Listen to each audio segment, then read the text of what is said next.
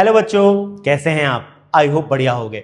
बच्चों, आज की क्लास में हम लोग करेंगे कुछ बढ़िया से न्यूमेरिकल्स जो हमने पहले पढ़ा था इलेक्ट्रिक पोटेंशियल उसके ऊपर। अब इलेक्ट्रिक पोटेंशियल क्या है, कैसे उसको सॉल्व करते हैं, कैसे उसकी वैल्यूज हमने कैलकुलेट करी हैं। अगर आपने मेरे प्रीवियस लेक्चर्स नहीं देखे हैं तो जाकर के पहले उन्हें देख लें। अगर आप इस चैनल पर नए हैं तो प्लीज इसे सब्सक्राइब करिए। तो चलिए आज बच्चों हम लोग बात करेंगे कुछ बढ़िया से कुछ लाजवाब क्वेश्चंस की अबाउट इलेक्ट्रिक पोटेंशियल। ठीक है, ये बहुत ही इंपॉर्टेंट क्वेश्चंस हैं, तो इनको प्लीज अपनी कॉपी में नोट जरूर कीजिएगा और साथ साथ हो सके तो वीडियो पॉज करके खुद भी ट्राई कीजिए। ठीक है, तो चलिए पहला सवाल देखते हैं। पहला सवाल है 100 joule of work has to be done in moving an electric charge of 4 coulomb from a place where potential is -10 volt to another place where potential is V volt। आपको V निकालना है। ठीक है, तो देखो क्या क्या दिया गया है। हमको मान लो ये दो पॉइंट्स दिए गए। लेट अस कंसीडर हमारे पास ये दो पॉइंट्स हैं। ये है एक पॉइंट A और ये है एक पॉइंट B। ठीक है, क्वेश्चन कह रहा है हम A से B की तरफ मान लो लेकर के गए, तो A का पोटेंशियल है -10 और B का पोटेंशियल है V। तो हम यहां लिखेंगे -10 वोल्ट और यहां लिखेंगे V वोल्ट। ठीक है, और हम एक चार्ज को लेकर गए। कितने चार्ज को? 4 कूलम को। तो मान लीजिए हम 4 कूलम के चार्ज को, जिसको हम यहां Q बोल रहे हैं, इसको इधर से इधर लेकर के गए। ठीक है, और ऐसा पूरी प्रोसेस में, इस पूरी प्रोसेस में कितना वर्क किया आपने? इस पूरी प्रोसेस में बच्चों आपने जो वर्क किया इसको लेकर के जाने में, वो आपने किया 100 जूल का। तो हमें पता है भैया जो पोटेंशियल डिफरेंस होता है यहां पर हो जाएगा final potential minus initial potential equals to work done in moving a charge from A to B upon the charge Q, जिसको हमने मूव किया। ये definition of electric potential difference कहती है।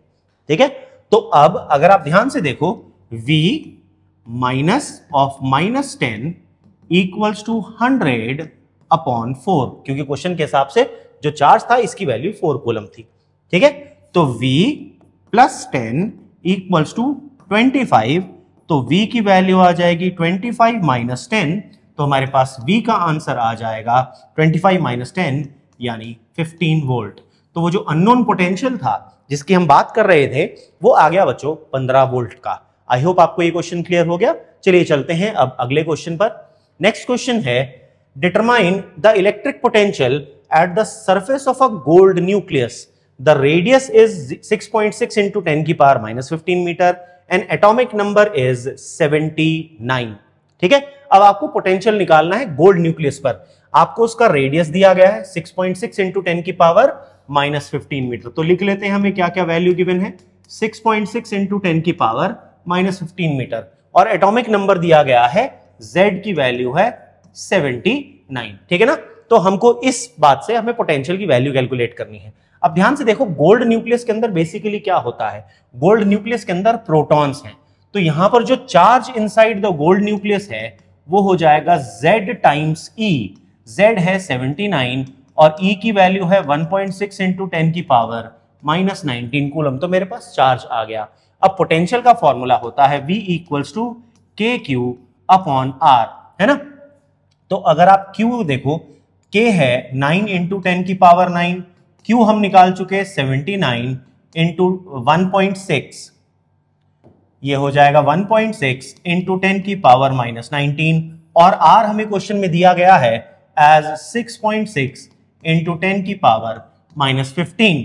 ठीक, तो अगर आप इसे सॉल्व करेंगे तो V की वैल्यू आ जाएगी 1.7 इंटू 10 की पावर 7 वोल्ट। ये आ जाएगा पोटेंशियल ऑन द सरफेस। हमसे यही निकालने के लिए कहा गया था कि सरफेस का आप पोटेंशियल निकाल करके बताएं। ठीक है, आपको समझ में आ गया सबको ये? यस और नो? चलिए अगले क्वेश्चन की तरफ चलते हैं। नेक्स्ट क्वेश्चन है to what potential we must charge an insulated sphere of radius 14 centimetre so that the surface charge density is equal to 1 microcoulomb per metre square. आपको बताना है कि आपके पास एक स्फीयर है जिसका रेडियस है 14 सेंटीमीटर। आपको उसकी सरफेस चार्ज डेंसिटी दी गई है कितनी? 1 माइक्रोकूलम पर मीटर स्क्वायर। आपको बताना है कि उसको कितने पोटेंशियल पर चार्ज करना पड़ेगा, है ना। तो यहां पर आपको पोटेंशियल दिया गया है, आपको पोटेंशियल कैलकुलेट करना है, सरफेस चार्ज डेंसिटी दी गई है और रेडियस दिया गया है। ठीक है बच्चों, तो अब जरा ध्यान दो, यहां पर हम इसको कैसे कर सकते हैं। देखो बड़ा इजी कॉन्सेप्ट है, बहुत आसानी से आप निकाल पाएंगे, बहुत इजी हो जाता है। कैसे? देखो मान लो हमारे पास अगर आप एक स्फेयर का पोटेंशियल निकालो ऑन द सरफेस, तो V होता है K Q by R, R है उसका रेडियस। ठीक है, ध्यान देना ये बात, K को हम लोग लिख सकते हैं 1/4 pi epsilon naught Q by R। अगर इसको मैं R से ऊपर नीचे मल्टीप्लाई डिवाइड कर दूं R बाय R, तो ये फॉर्मूला बन जाएगा V equals to Q upon 4 pi R square into R upon epsilon naught. देखो बच्चों ये बन गया। अब अगर आप ध्यान दो, ये जो Q by 4 pi R square charge divided by surface area, ये होती है सरफेस चार्ज डेंसिटी सिग्मा। तो आपके पास पोटेंशियल का फॉर्मूला बन गया V equals to sigma R upon epsilon naught. अब हमें यही फॉर्मूला है जो यूज करना है। ठीक, तो क्वेश्चन में देखो क्या क्या दिया गया है। हमें दिया गया है सिग्मा की वैल्यू है 1 माइक्रोकूलम पर मीटर स्क्वायर, जिसको मैं लिख सकता हूं 10 की power -6 coulomb per metre square. Radius मुझे दिया गया है 14 सेंटीमीटर, तो मैं इसको लिख सकता हूं 14 इंटू 10 की पावर -2 मीटर। ठीक, और कोई वैल्यू हमें नहीं दी गई है। ठीक, तो अब एप्सिलॉन नॉट जो होता है उसकी वैल्यू होती है 8.85 इंटू 10 की पावर -12। ठीक है, अब सीधा सीधा वैल्यू डालनी है। पोटेंशियल सिग्मा की वैल्यू 10 की पावर -6, आर की वैल्यू 14 इंटू 10 की पावर -2 और इसकी वैल्यू 8.85 इंटू 10 की पावर -12। तो V निकल करके आ जाएगा 15819 वोल्ट। ठीक है, तो इस तरह से हम पोटेंशियल निकाल सकते हैं। यहां पर हमने फॉर्मूले में थोड़ा मॉडिफिकेशन किया, क्योंकि हमें सिग्मा गिवन था, चार्ज नहीं, तो हमने सिग्मा की टर्म्स में एक स्फेयर के सरफेस का पोटेंशियल कैलकुलेट कर लिया। ये बढ़िया कॉन्सेप्ट है, इसे नोट कर लीजिएगा अपने पास याद से। ठीक है, चलिए नेक्स्ट सवाल की तरफ चलते हैं। नेक्स्ट क्वेश्चन है, a metal wire is bent in a circle of radius 10 centimetre. अब आपने सर्कल बना दिया तो बेसिकली एक रिंग बन गया, उसका रेडियस आपको दिया गया है 10 centimetre. It is given a charge of 200 microcoulomb. इस पे हमने 200 माइक्रोकूलम का चार्ज दिया, which is spread on it uniformly. तो ये यूनिफॉर्म चार्ज डिस्ट्रीब्यूशन का केस बन गया। आपसे कहा गया calculate the electric potential at its centre. अब अगर आप याद करो, मैंने पिछले लेक्चर में ही आपको रिंग का पोटेंशियल एट द सेंटर निकाल करके दिखाया था। ठीक है ना, उसका फॉर्मूला क्या था? Potential at the centre of a ring वो होता था K Q upon radius A था। अगर हमने उसका रेडियस A दिया गया, यहां देखो क्या क्या दिया गया है। आपको रेडियस दिया गया है 10 सेंटीमीटर, जिसको मैं लिख सकता हूं 10 की पावर -1 मीटर। उसको चार्ज दिया गया है 200 माइक्रोकूलम का, तो ये है 200 माइक्रोकूलम, यानी 2 इंटू 10 की पावर -4 कूलम। ठीक है, आपसे कहा गया बस पोटेंशियल निकालो, डायरेक्ट वैल्यू डाल दो। तो आपके पास V एट द सेंटर का फॉर्मूला आ जाएगा, K है 9 इंटू 10 की पावर 9, Q हमको दिया गया है 2 इंटू 10 की पावर -4, और कुछ तो नहीं दिया गया हमको, सिर्फ यही दिया गया है ना, और ये दिया गया है हमको 10 की पावर -1, ये वैल्यू दी गई है। तो अगर आप इसे सॉल्व करो, 9 2 18, -1 ऊपर जाके प्लस हो गया, 18 इंटू 10 की पावर 6 वोल्ट, ये आपके पास पोटेंशियल का फॉर्मूला आ गया। ठीक है, देखो ध्यान से, ये -1 ऊपर जाकर के बन जाएगा प्लस, तो बन जाएगा 10, 10 -4 इज +6। तो ये हमारे पास आ गया potential on the surface. I hope सबको क्लियर हो गया, सेंटर का पोटेंशियल है for a ring. Next question देखते हैं, calculate the potential at a point P due to a charge of 4 into 10 की power -7 coulomb located 9 centimetre away. Hence obtain the work done in bringing a charge of 2 into 10 की power -9 coulomb from infinity to a point P. Does the answer depend on the path along which charge is brought up? देखो ये हमारी theory के ऊपर depend करता है, जो मैंने आपको एक्सप्लेन करके पढ़ाई थी। पहले आपको सिंपल कहा गया पॉइंट P पर पोटेंशियल निकालो, ये चार्ज की वैल्यू है और डिस्टेंस है 9 सेंटीमीटर। तो हमें कैपिटल Q दिया गया है बच्चों 4 इंटू 10 की पावर -7 कूलम, और जो डिस्टेंस है R उसकी वैल्यू हमको दी गई है 9 सेंटीमीटर।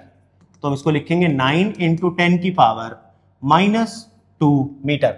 उसके बाद हमसे कहा गया कि आप यहां का पोटेंशियल निकाल करके बताओ। तो चलो पोटेंशियल कैलकुलेट कर लेते हैं।